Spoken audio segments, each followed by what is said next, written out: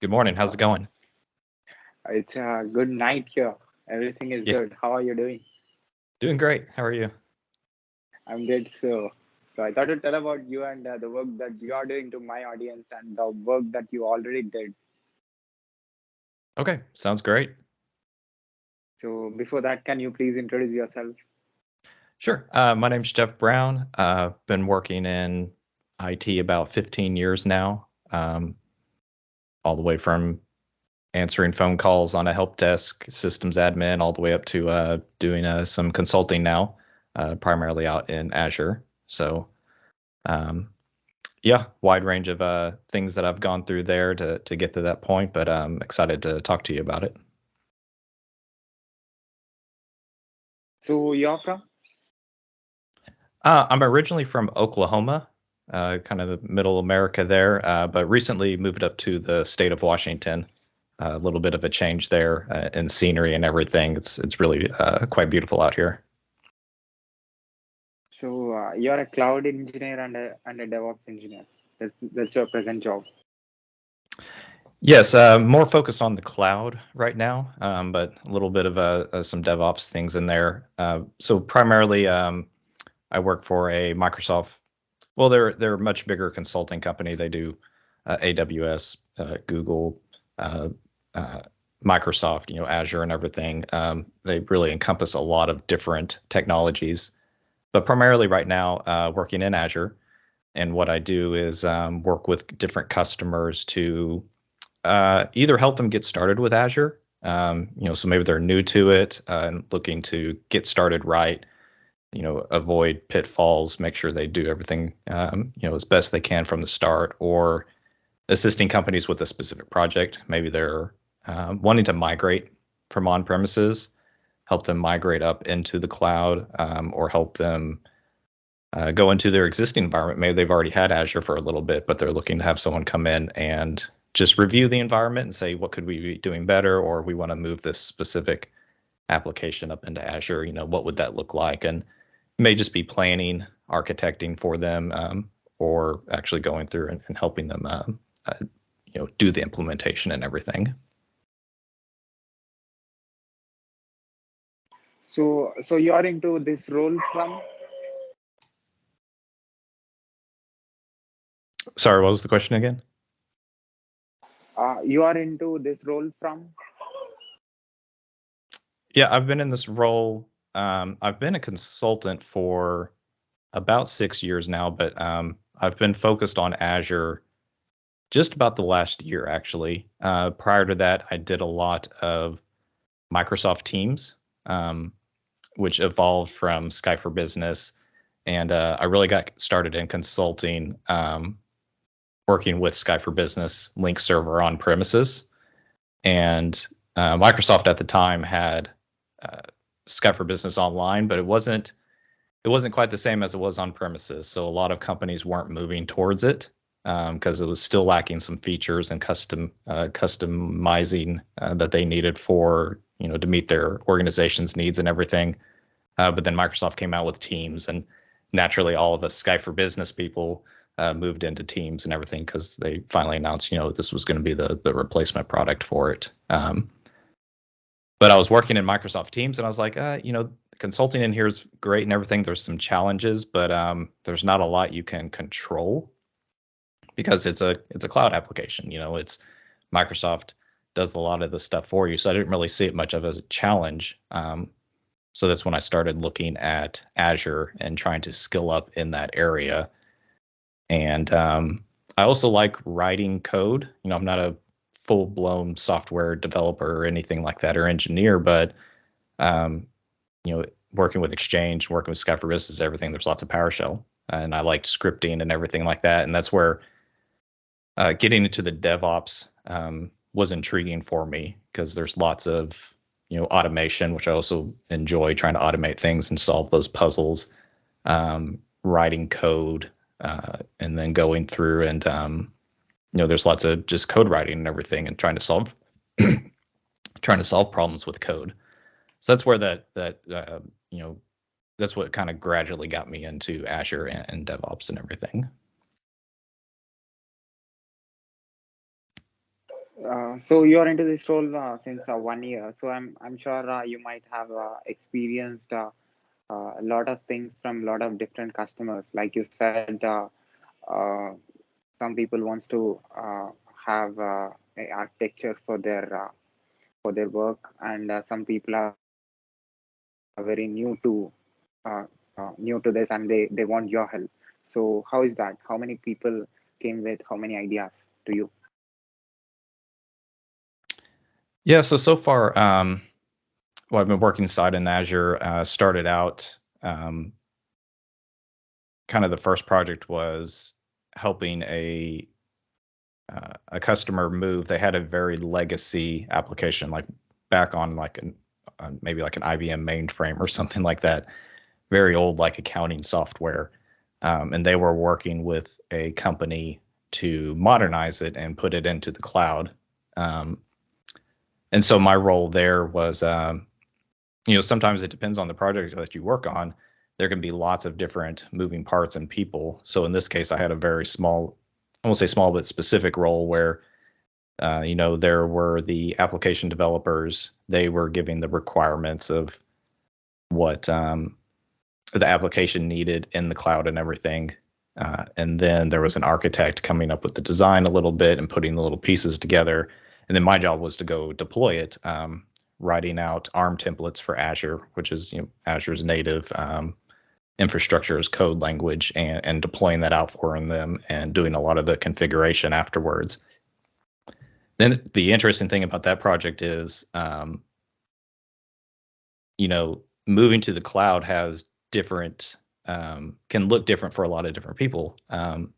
Sometimes you might want to take advantage of native things out in Azure, like Azure App Services and functions and things like that, to modernize your application and everything. But in this case, we were just building virtual machines and putting the application on them, kind of like traditional on-premises kind of type of architecture.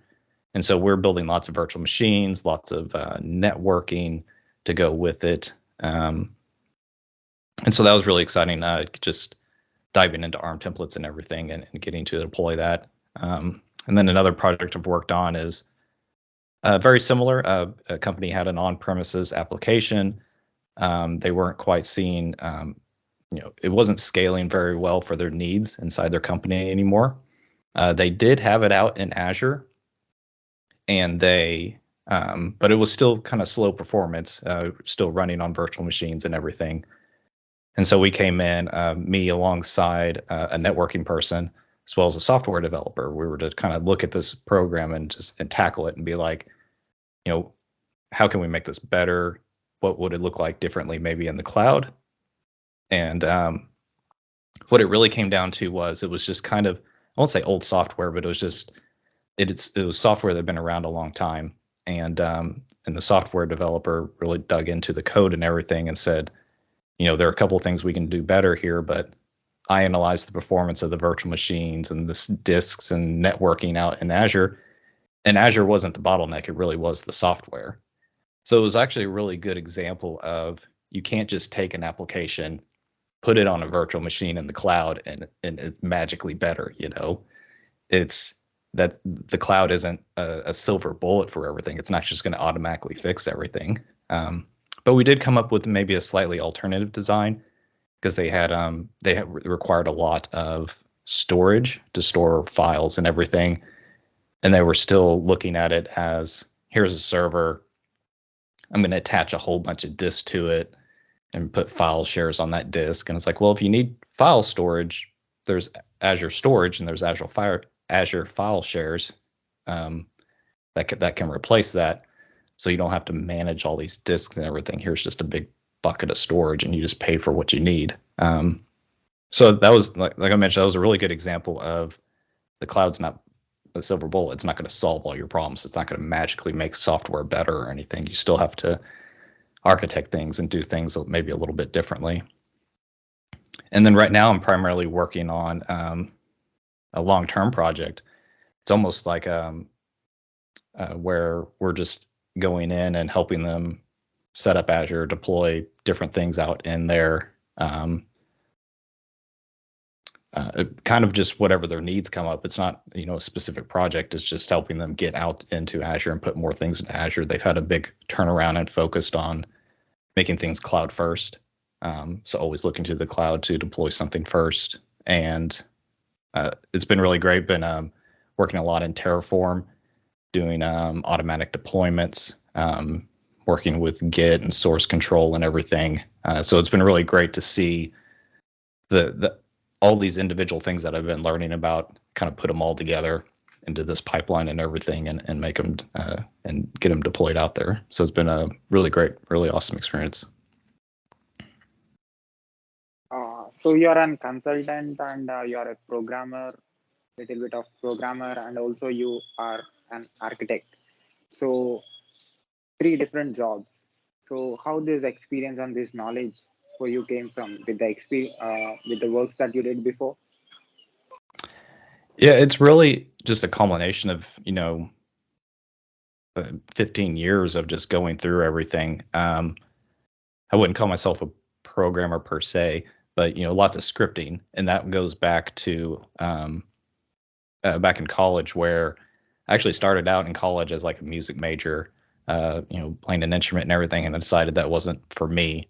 So I started taking classes at a local community college. I'd always been interested in computers and everything, and I took a beginning programming course in Pascal, which is, not a language really used anymore, but I just thought it was awesome. It's like I could write out this code and it puts something, I can make the computer do something. But I wasn't interested in being a programmer. And I kind of wish if I could go back, I would do that again. I would more focus on the programming because everyone's a software developer now. But I went into the systems administration side, and that's where, started getting experience building servers, a little bit of networking, doing automation, writing scripts to deploy things for you. Started out in VB script, which has evolved into PowerShell, which is the main thing for Windows systems administrators and everything. And then it's just being exposed to different environments and seeing how different people do things is what will eventually help you, because along the way you'll eventually be like, oh, I've seen this before. Here's what we've done before to solve this problem, and just take that experience and be able to apply it to your current problem that you're having. So it was just I would put myself as kind of the consultant first, and then the architect programmer type stuff a little bit second and third. It's pretty close there, but just mainly just I like the building part of it. We have a problem, let's solve the problem. More often than not, it's written out in code, like I mentioned at this point, to deploy it, and then just moving on, trying to make it better and automate it. And it just comes through exposing yourself, and that's why I originally wanted to become a consultant, because I had worked in roles where you're working in your environment, and that's almost all you know, and that's all you're exposed to and have experience against. And I wanted to broaden that experience. And instead of, going from, one like corporate IT type job from another to another to another, I was like, well, once you become a consultant, you work on smaller projects. I won't say smaller projects, but they're more confined. They might be 3 to 6 months. You get into a customer's environment, you learn their environment a little bit, you have a specific challenge to solve, and then you move on. And that's constantly changing. You go to this customer, and they have something a little bit different. So you've got to change, and you just kind of rack up that experience after a while. So that's, you talk about the different experiences. That's why I want to be more on the consulting side, is because you're always exposed to something different environment, different customer, different set of requirements, different technologies. And that just slowly helps expand that experience for sure.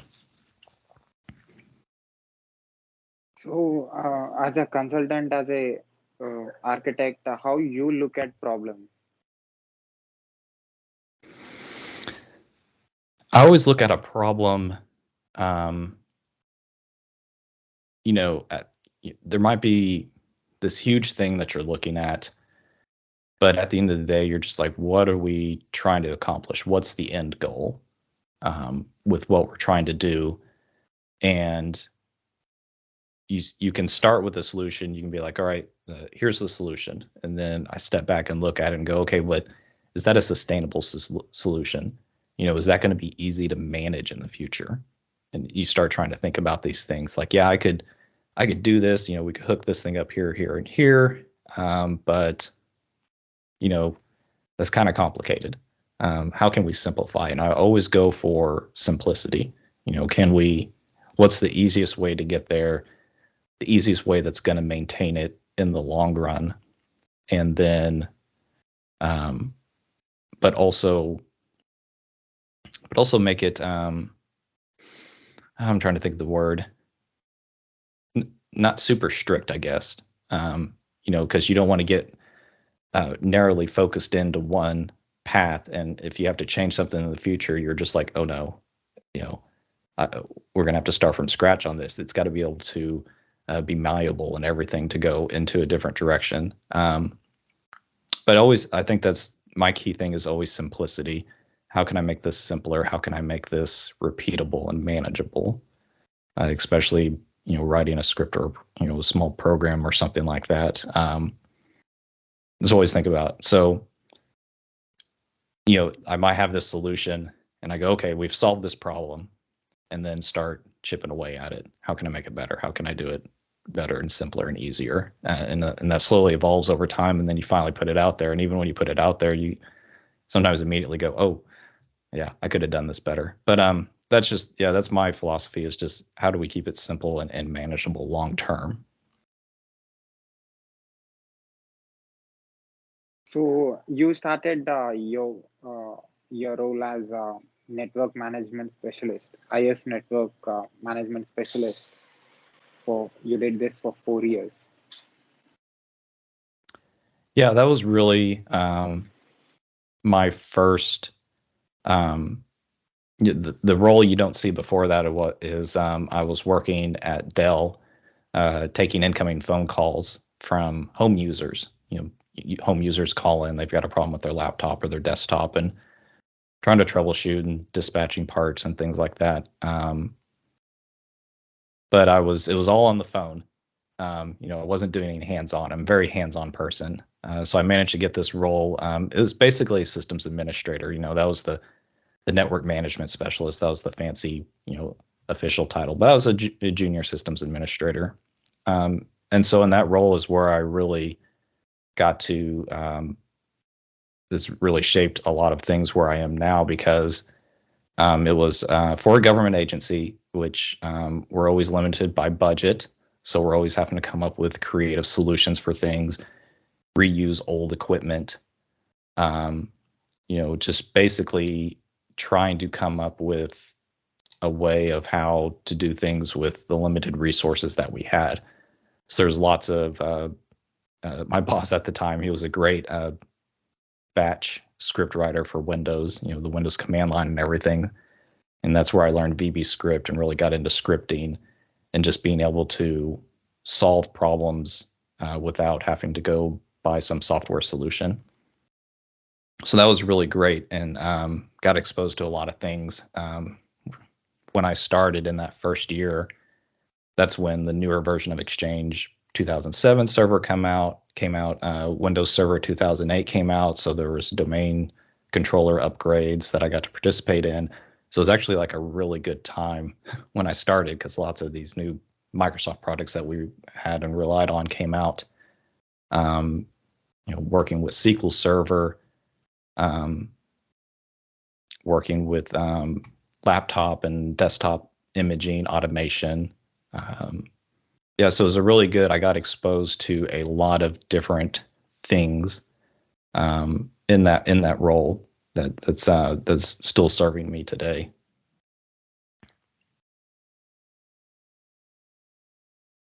Great. And after that, you worked as a system administrator. Right. So that's where I started looking around, and at that last job I was at, I started looking around. I started looking at job openings or job descriptions, I was seeing lots of technologies. I had no idea what they were. I'd never worked with VMware. This was still virtualization was starting to gain speed and everything. There was stuff about Citrix, Zen Desktop. Never worked with virtual desktops. So it was starting to become a very popular. So I managed to land this role where I got to work with VMware, and it was a very different environment because the previous environment, it was, I won't say the wild, wild west. You often hear that in IT, just anything goes. We pushed out patches all the time. There was no change control, nothing like that. So then in this role is very different in that there was documentation, there were some policies and procedures. We had scheduled patch rollouts, and so that was also really good because then now I had to pay attention to these things. And then I got really exposed into VMware a little bit. It was a small environment, but still got to mess with it. Got VMware certified at the time, went to the class and everything, which was great, and really dove into that technology. And then got to do some interesting projects. Actually got to look at how to set up a disaster recovery environment, kind of what that looks like. And I got to build that out. Even though it was a smaller organization than my previous role, it was really advanced in a lot of ways, especially because they worked in healthcare. So there was, encryption standards we had to follow, had to work with, and that's where the policies and procedures came in because you have to have all this stuff documented and be able to answer for it. So yeah, again, that was just another great role of, there were some things that were a complete 180 from the last role that then I had to adjust for and be able to be able to work with. But I got to modernize my skills. I felt like a little bit, getting into VMware, and a little bit like designing some disaster recovery things in an offsite network and everything. Great.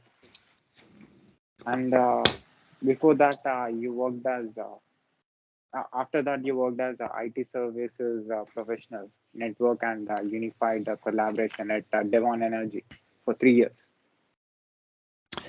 Yeah. So in that last role we were just talking about, I started looking around, and those two roles I had worked at is, like I mentioned, I got to touch on a lot of things. I got to learn a lot of different technologies. But you hear that analogy of like it was a mile wide but an inch deep was like my knowledge. I knew a little bit about a lot of different things, but I didn't feel like an expert. Not an expert, but like I hadn't gone in depth into anything. And that's when I started thinking about at this stage in my career, I wanted to. I mean, I'll admit it. I wanted to maximize my salary and compensation. So I started thinking, well, maybe I get into consulting. You become that expert in a handful of things, and people come to you to do those things. So when I was leaving that role, I was doing one of two things. I wanted to either get into VMware, like virtualization and everything, or my thinking at the time was every organization has email. And the standard at the time, on premises was Microsoft Exchange Server. So if I could get a job in either one of those two, I felt like it would get me started down that role of becoming a consultant. So I got into the role as an IT services professional, which is, again, fancy title for systems administrator. Organizations have all their different titles and everything. And that's where I really got to focus on Exchange Server and Link Server, which eventually came Skype for Business Server. And it was great. I mean, I really got to dive into those technologies and really learn them inside and out. I worked on certifications. They had the Microsoft messaging and communications certifications. And so I dug into those. That was the first time I'd really done a lot of home lab stuff. Prior to that, I wouldn't say much of a home lab.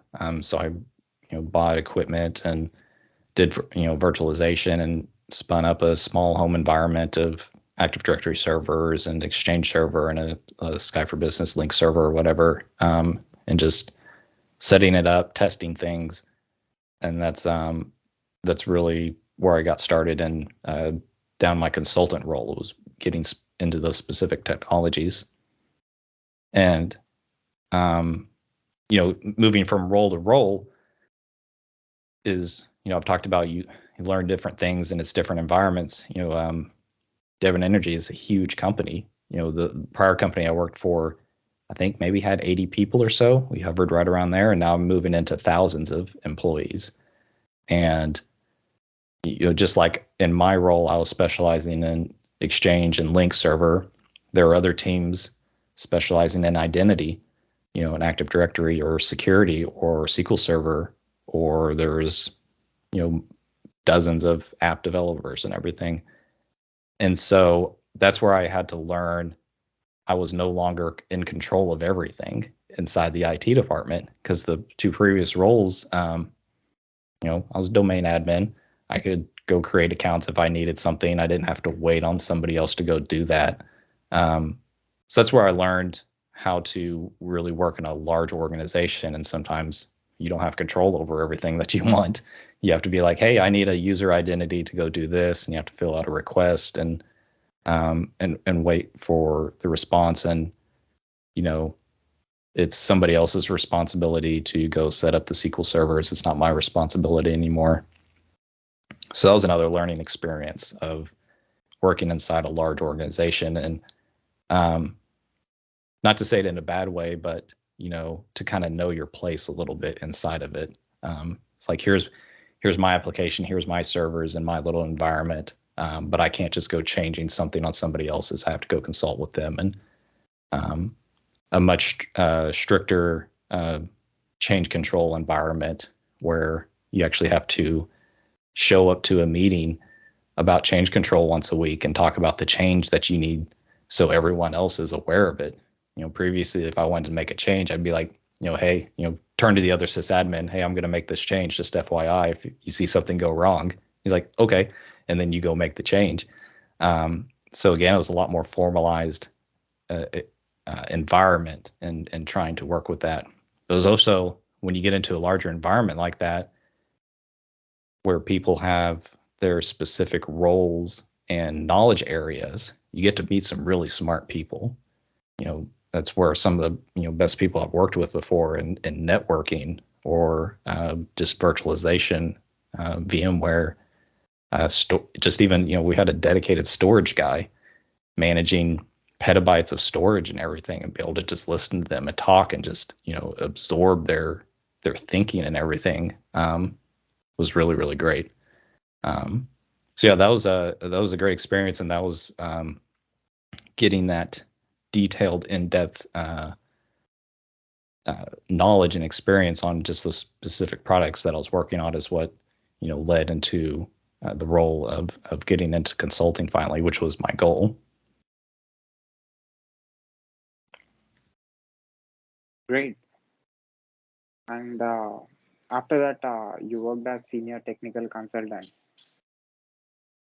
at Perficient for 1 year. Yes. So that's where that company had actually reached out to me and said, hey, we're looking for a consultant.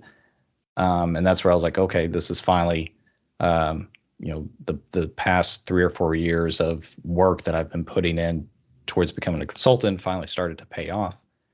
And I did get the role at that time, but I kept an eye on the company, and they had another role come open. So I reached out and, pestered them a little bit. I'm like, hey, I see that you're hiring again, and managed to get the role at that time. So that's where I started getting into consulting, specifically on Link server and Sky for Business server, helping organizations on premises either deploy it or do migrations, or just help them with their existing environment and everything, doing health checks, doing testing and everything.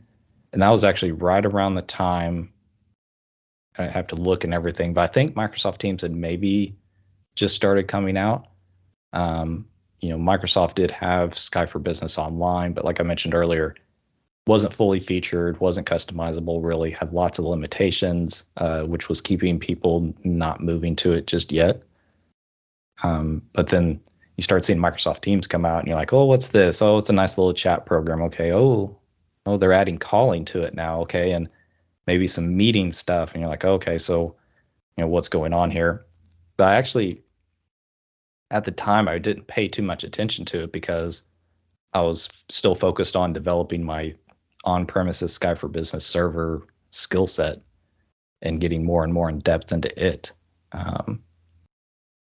So yeah, that was a good role where I started to learn the consulting side of it. And one of the things I hadn't thought about with consulting, and I think this might be good to share, is you work a corporate IT job and maybe you're salaried or whatever, and you work your 40 hours a week or so. There's occasional after hours or patching and stuff like that. When you're super busy, you might be working a lot of that, slower times of the year during project times. Let's be honest, you're maybe not doing as much IT stuff. There's downtime. There's maybe some opportunity for learning or just, planning and everything like that within the environment. When you get into consulting, especially for a consulting firm or whatever, there's this idea of billable hours. You have to bill a certain number of hours per week. And usually the goal that I've seen is 75 to 80% of your time. So, I'm not sure how it is everywhere else, but in the US at least, we average, we have a 40-hour work week that's full time. So if you think about 80%, that's 32 hours. So every week you're expected to bill 32 of your 40 hours to the customer. But the flip side of that is you also have to have enough work to bill those hours and enough customers, and that's not always within your control. And that can be very frustrating sometimes, and it's always a frustration sometimes. You might be working on a project where they scoped it out and said, you'll be working on this project full time, so that's 40 hours a week. But you're working with the customer and you're waiting on them. You've gotten to a stopping point with something and you're like, I need the customer to do these 2 or 3 things. But I can't do any work until they're done with those things. So you're not billing hours and you're not meeting your utilization goal. You're not getting your bonuses or anything like that. So that was kind of the side of consulting I never thought about and hadn't experienced yet. So in that role, that's really started getting, kind of learning that side of the business of being a consultant for a company and understanding how that side of it works. Those again, got to work with some really great people that were, had been working with Sky for Business and Link and voice deployments and were super into it. And it was great to work with them. Just again, honing that skill set a little bit more and then trying to navigate how to actually be a consultant. Again, just like in the last role at Devon, not having access to everything, sometimes companies you go into a consulting project and the company may not give you access to their environment. You're just telling them what to do or giving them the things or having to look over their shoulder while they do things. And that was also just completely foreign. It's like, man, if I could just get in there and do this, we'd be all right. But, sometimes companies keep consultants at arm's length or you have limited, permissions to do everything. So then again, it's navigating, trying to get the customer to do these things. And, they're busy, just like everyone else. And so sometimes working on this or that is not always the priority sometimes. So yeah, that was the first experience of really getting to be a consultant and learning that side of the business and, learning how to interact with the customers and work within the project and the confines of everything. Great. And after that, you worked as a premier field engineer at Microsoft for 2 years. Yes. So back when I was working at Devon, we had a premier field engineer or a PFE, as were sometimes called or shortened, from Sky for Business. He was Sky for Business expert, and I always thought that would be interesting. Be like, man, go work for Microsoft, in the product, with the company that makes the product. They own the product, they've developed and built the product, and be able to go work for them and help other customers with that same product. Sky for Business at this time would be really, really cool. So, got contacted by a recruiter, and went through the interview process and everything, and was excited to get it. And this is where Microsoft Teams is continuing to increase in popularity and everything. So was transitioning and ramping up my Sky for Business skills into Microsoft Teams and learning that technology and more. They're very similar. I had to learn a couple of nuances and things like that of how it was different and how to work with it. The Premier Field Engineer role is sort of like a consultant. There are two different kinds, I guess. There are the PFEs who go out and they do assessments all the time, or they might give workshops or teach workshops, for customers and everything like that. And there were other ones that are more consultant-like, even though Microsoft has a completely different consulting arm in business and everything, and people who fulfill that role. The PFE was almost kind of consultant role. And that's where I was dedicated to a handful of customers, helping them with their environments and their projects, and trying to get them. The goal was to help them get their environments as healthy as possible, be more proactive instead of reactive, because if you can make their environment better and keep on top of things, they have less issues, they call into support less, which is better for Microsoft, to not have support calls and everything like that. The difference in that role, though, from a consultant, is customers would pre-buy your hours, basically. So again, I was mentioning before where as a consultant, you're expected to bill so many hours per month or per day or per week or whatever, on average. But that's more of you're billing as you go and racking up those hours. Whereas in the role I was at as the PFE, customers would pre-buy hours, and you had a max of 1,600, which was supposed to be full time. So they might buy 400, 800, or full 1,600 hours. And then you start trying to burn those hours in the year. So you're kind of against the clock of trying to bill enough, trying to get them to use these hours as much as possible. And I found that really difficult because, again, some customers didn't have a lot going on, or they had some pretty good environments. And you're just providing advice every now and then. You try to get them to take a workshop or a class, which could reduce those hours, or use up those hours or whatever. But I actually found it really difficult, and that was the first time in a role where I didn't feel successful, and I wasn't. I'll be honest, I wasn't that good at it. So it was really kind of stressful a little bit, and ended up not liking that particular role because just like I mentioned before, as a consultant, you don't always have access to the person's environment to be able to do things. As a premier field engineer, I had zero access. I wasn't allowed to work in their environment at all. I could give them scripts, I could tell them things to do, I could say, here's what we should do, but it was completely on the customer to go do it. So it was super, super hands off, which I didn't like. I had environments that I could, lab environments from Microsoft or my own, where I could do things to test things out. But yeah, so it was super hands off, trying to get, to meet the hours and everything. Just wasn't successful. And that's where kind of, it was interesting because, like I said, I'd kind of looked at being this PFE at Microsoft as like kind of the pinnacle maybe a goal in the long term, and I got there. I ended up not liking it, and that's going to happen. Sometimes you don't know until you get there that this isn't for me. So that's when I started to try to pivot more into DevOps and the Azure side of things. So one, being at Microsoft was great.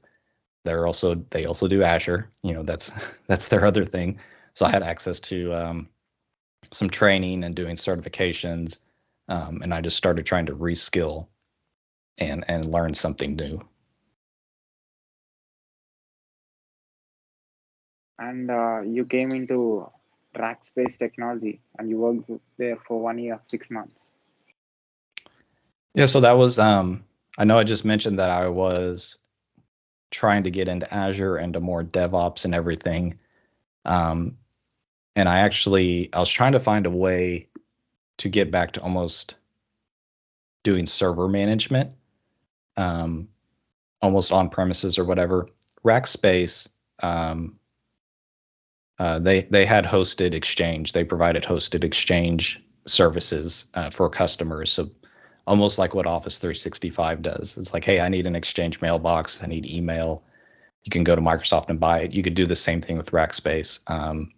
They had their own hosted Exchange, or they even had their own proprietary hosted email service for even like a small business who doesn't need all the bells and whistles. Anyway, I had applied for a role to kind of go manage that because I felt like this would give me back that server sysadmin experience that I had been missing.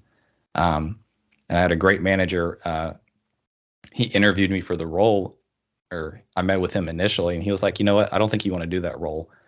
I have a professional organization services or professional delivery services team, and we could really use a Teams person. They had lots of email people doing email migrations and some identity Active Directory stuff like that. But do you want to come do some Teams stuff with me? And I was like, I kind of hesitated at first because I was trying to get out of the Teams world and doing that type of work. But I decided to go ahead and do it because it just seemed like it would be a good opportunity. And looking at the company, they did lots of different things, lots of other professional services for Azure, AWS, DevOps, things like that. So I decided to do it, and it was a ton better than I thought it was going to be. I got to work on another great team, and I finally got to take a lot of the team stuff I had been learning, especially around voice and providing voice services inside of Teams, and finally put it into use and got to build and do a lot of really cool projects. So even though I was trying to get out of Teams, I actually really enjoyed that role because I finally got to take a lot of the stuff I learned at Microsoft and finally put it hands-on and help some customers. So again, that was kind of unexpected. I ended up really enjoying it. But again, I started refocusing. I had that conversation with my manager, who was totally supportive of it, of trying to get into Azure, into DevOps. And so I applied internally for a role as a DevOps engineer, with my current manager's full support, and managed to then finally transition into working inside of Azure. And that was some of the projects I was talking about earlier, the old mainframe application.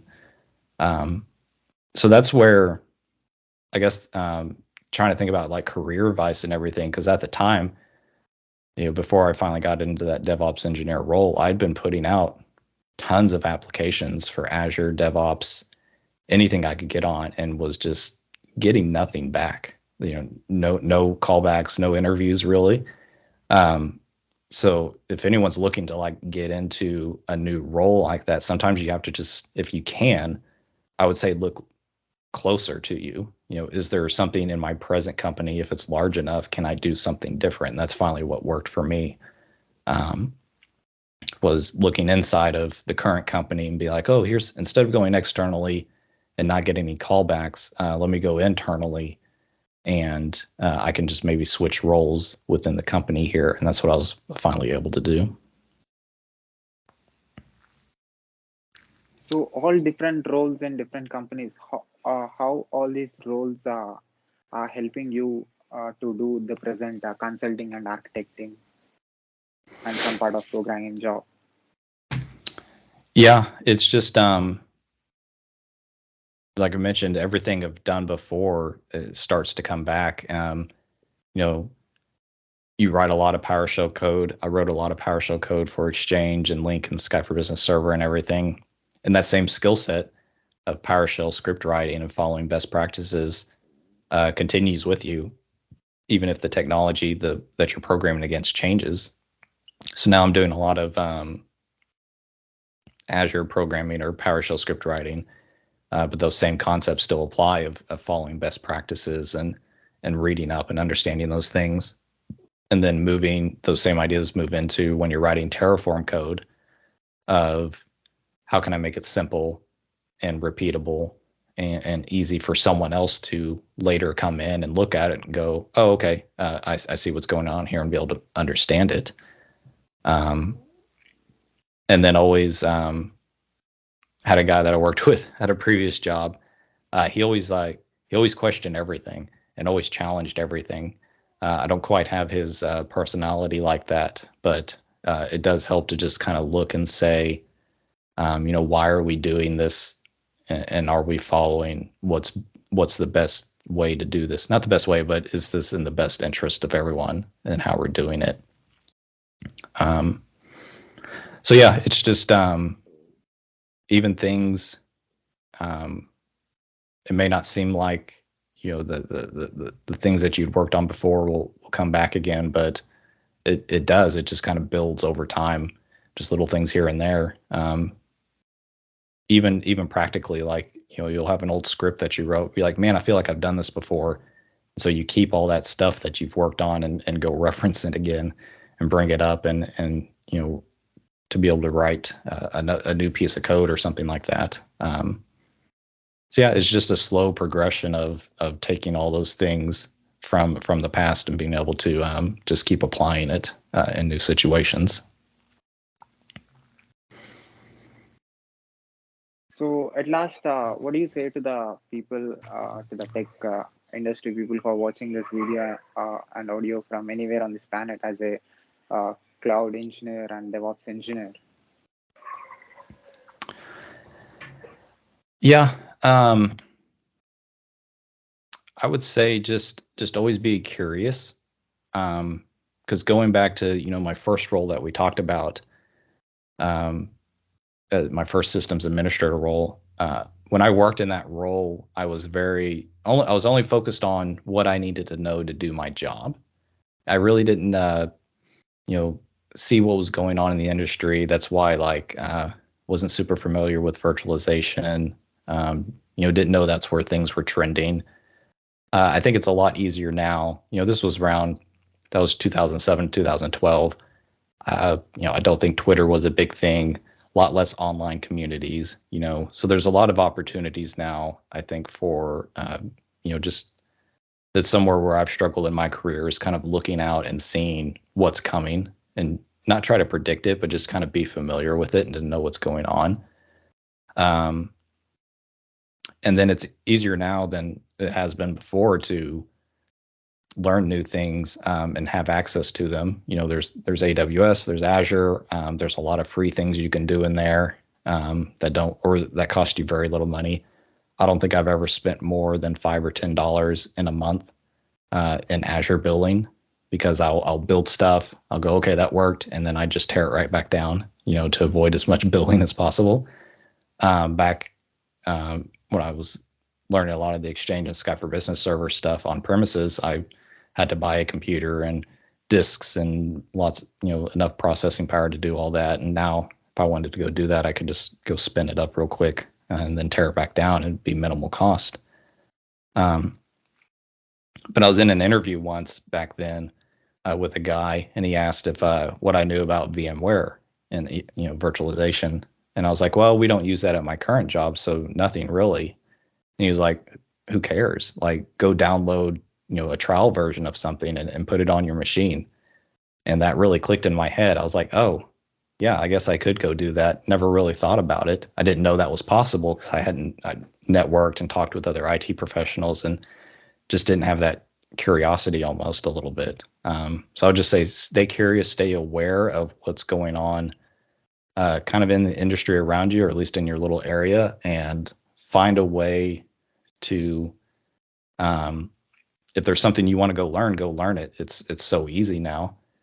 And I guess a good example of that is, even though it wasn't required for my job at the time, I guess when I was a field engineer at Microsoft, I was learning things like Git, how to use Git and source control with GitHub and everything, and being able to, check code out, create your branch, do the branch updates, and merge it in and everything like that.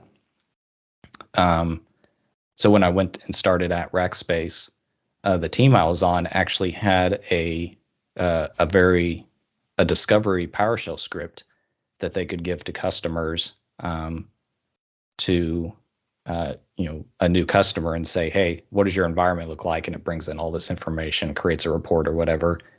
They hosted the PowerShell script out in GitHub. I think it was GitHub Enterprise internally in their environment. And they're like, yeah, if you want to add some Sky for Business stuff in there or some team stuff, go ahead. And I was able to take those things I had learned on my own with Git and source control and be able to immediately jump into the team and, create a branch, pull down the code, make my changes, create a pull request. Someone goes and reviews it. And it was finally like, oh, all these things I'd been learning on my own, even though they weren't required for my job, have finally come in and is applicable, and I can hit the road running and be able to contribute and everything. So that's where I think Don Jones, big PowerShell guy, and he works at he's pretty well known in that community and everything. He had mentioned that once on a podcast. I think it was like, your job is not your career. You might work this existing job that you have, but if your employer or your environment, if there's not something there, if they're not doing things that you want to learn, go learn it on your own. There's so many opportunities and resources out there to do that. So to be able to go out and do that is something I still struggle with it sometimes, but I finally go out and learn things and just try to keep up to date. But that's where, if I hadn't done that on my own, I would have joined this team and they would have been like, let's contribute, hey, can you contribute to this code? And it's out in source control and Git. I would have been like, I have no idea. And I would have had to just go and figure it out at that point. But I'd made that investment on my own time and it paid off. Same thing when I moved to the DevOps engineer role inside of Rackspace. I hadn't looked at Terraform yet, but I had studied a lot of ARM templates inside of Azure, the infrastructure as code and everything. Even though I had never worked with it in production, I'd written some small stuff and put it out in GitHub and practiced deployments with it and everything. Again, not a requirement of my current job. I just wanted to learn it and be prepared for that next role. And so he was asking me questions about ARM templates and everything, and I was able to answer them, even without any real world experience. So again, that's where the work I'd put in learning something in the direction I wanted to go finally paid off. So yeah, just stay curious and keep learning things that you're interested in, and hopefully it'll pay off at some point, where you can finally get into that role that you really want to get into. So as a person who is into IT from last 15 plus years, so what do you say about my work? Have you seen any videos of mine on YouTube? Yeah, when you sent me the invite, I went and checked out the channel. I saw that you had interviewed quite a wide variety of people, and I think that's great because you're getting lots of different experiences and perspectives and everything, especially around the world. I can give a very U.S. centric point of view, talking about how consulting works and the hours and everything like that. But that may be totally different somewhere else. So yeah, it's really cool. I was pretty impressed with some of the names or different types of roles and everything. It was just entirely technology focused. You're like talking to some authors or a radio host or something like that. So yeah, that diversity of thought is really good too, and experiences, because you can sit there and, someone might give this advice and you can take that little part, or you can take this little part over here and just be able to apply it. Again, like building skills, you don't know when that will come into play, but in 5 years, you might be able to be like, oh, hey, I talked to that person once and they said this, and now I can use that. So I think it's really great. I personally did masters in software engineering and bachelor's in computer science and engineering. So how this work, experts like you who are already into the industry and have solved a lot of problems uh, in a lot of companies in a lot of different roles and with a lot of different people in the world. So talking with you and absorbing all this information and putting in my head how this is going to helpful for me if I work in IT. Yeah, that's great. Especially having different roles and everything of how people get to where they're going. Like I said, I started out as a music major back in college. I was going to a regular 4-year university, and I decided, I was like, I'm not going to be a professional musician. I don't think this is going to work. And so then I went to community college, got a 2-year degree, and then later tried to go back to regular university to complete a degree, and then went to an online school. But just, yeah, all those different experiences too, education experiences, are really, interesting. There's so many different ways for people to get where they want to get now. There's coding boot camps. There's free stuff on YouTube. Things like Code Academy. Yeah, there's just tons of different ways for people to get the skills where they want to get now. It doesn't even always require, formal training. You going through bachelor's and master's, that's awesome. Like I said back in my day, I wish I had stuck with the software engineering at the college, the university level and everything. But yeah, there's so many different ways to get there, and there's no right or wrong way for sure. Yeah, so much resources out there. It's so different than when I started, where I eventually went back and got my bachelor's degree pretty much so I could check a box on a job application saying I had a bachelor's degree when it was a requirement. But I even feel like in the last, 9 or 10 years since I finished that's totally changed. I don't think that would be as much of an issue now. So can I put this video on my YouTube channel with your permission? Yeah, absolutely. Sounds good. Can I also put this audio and video clip on my podcast, website, internet, social media, everywhere with your permission? Yes, oh, sounds great. Yeah, hope your viewers and everything enjoy the conversation. Yeah, definitely they will learn a lot from you, from the experience that you said, the problems that you have solved. And also I'll put your website link on the screen. People who find our video can see your website and can see the work that you're doing. I saw there is a lot of stuff in your website. Yeah, definitely. Just realized the other day I've been blogging for about 10 years now. Didn't realize it. I've put a lot of work into it the last couple of years. Usually my previously may just have written like 1 or 2, 3 blog posts in a year. But that's another great way, like we're talking about, to show off your experience. There's so many low cost or potentially free blogging. Go start a blog, talk about a problem that you solved, share your code out in GitHub or somewhere. Because I've had more than once, I've been in an interview and the interviewer has like, all right, well, let me go look at your GitHub page real quick. That, I put the link on my resume or whatever. And so you can actually show people what you're working on and everything like that. And that's why I originally started blogging. Was like, I want something to go past a resume, what they see on paper. If I can send them to my blog and they can, where I talk about in depth and everything. But yeah, that would be, sorry, real quick, just other advice. If someone's trying to get into IT or whatever, is, you don't have to be the best writer or anything. Just hey, here's a problem I solved, or here's some GitHub code that I wrote or whatever, and be able to share it for sure. Yeah, I appreciate it. So thank you, Jeff, for your valuable time. Keep going, keep doing what you love, and keep inspiring the world. Yeah, thank you. I appreciate it. And good luck with the rest of your channel and everything. It's really impressive, I think. Yeah, thank you again. All right. Bye. Bye-bye.